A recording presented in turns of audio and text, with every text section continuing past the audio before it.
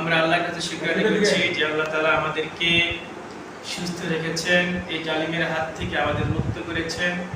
আমরা একটি আবার স্বাধীন দেশ পেয়েছি, মুক্ত আকাশে ওড়ার মতো, মুক্তভাবে কথা বলার মতো আমাদেরকে আল্লাহ সেই তৌফিক দিয়েছেন। এই জন্য আল্লাহর কাছে শুকরিয়া করছি। সবাই বলি আলহামদুলিল্লাহ। আলহামদুলিল্লাহ।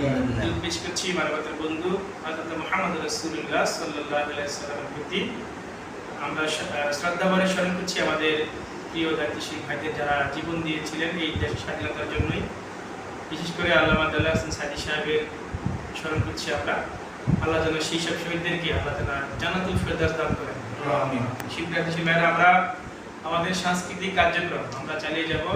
আসলে যুগে যুগে তিনটি আন্দোলন ভূমিকা রেখেছিল জালিম সরকার অন্যায়ের বিরুদ্ধে প্রতিবাদের ক্ষেত্রে।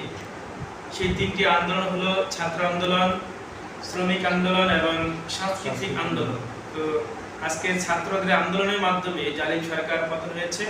আমরা বিশ্বাস করি যে আগামীতে যদি আবার কোনো বিপ্লব হয়, আবার যদি কোনো একটা ইসলামী সমাজ বিনির্মাণের যে আন্দোলন হয়, সেক্ষেত্রে সাংস্কৃতিক আন্দোলন ভূমিকা পালন করবে। আর আমরা আমাদের ঢাকা জেলা দক্ষিণ সেই সাংস্কৃতিক আন্দোলন বেগবান করব। এই সাংস্কৃতিক আন্দোলন আমরা সত্যভাবে গড়ে তুলব ইনশাআল্লাহ। এই জন্য আমরা সেই কাজগুলো এগিয়ে নিয়ে যাব। আমাদের জেলার উদ্যোগে আমরা প্রোগ্রাম করব। পাশাপাশি আমাদের প্রত্যেক থানা আমরা আমাদের শিল্পীদেরকে খুঁজে খুঁজে বের করে আমাদের কার্যক্রম আমরা এগিয়ে নিয়ে যাব। আমরা সত্যভাবে সেই সংগঠন গড়ে তুলব। সবাইকে একটি ছাতা নিয়ে আসবো এবং এনে আমাদের এই ঢাকা জেলা দক্ষিণ একটি আদর্শ সংগঠন হিসাবে, সাংস্কৃতিক সংগঠন হিসাবে দাঁড় করাবো ইনশাআল্লাহ। আল্লাহ তাআলা আমাদেরকে সেই তৌফিক দান করুন। আসসালামু আলাইকুম ওয়া রাহমাতুল্লাহি ওয়া বারাকাতুহু।